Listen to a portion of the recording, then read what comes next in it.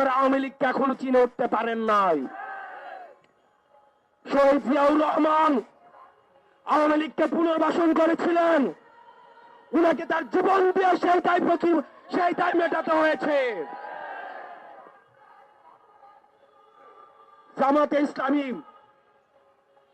আওয়ামী লীগকে পুনর্বাসন করেছিলেন, তাদের নেতা কর্মীদের হত্যার মধ্য দিয়ে সেই দায় মেটাতে হয়েছে। বিভিন্ন ষড়যন্ত্রের মাধ্যমে 2009 সালে আওয়ামী লীগ আবার পুনর্বাসিত হয়েছে।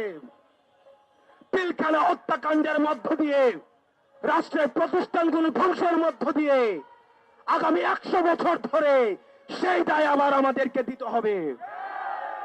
আবার যদি কেউ আওয়ামী লীগকে আবার পুনর্বাসিত করতে চায়, তাহলে তার জীবন দিয়ে সেই দায় আবার পুনর্বাসিত করতে হবে। প্রিয়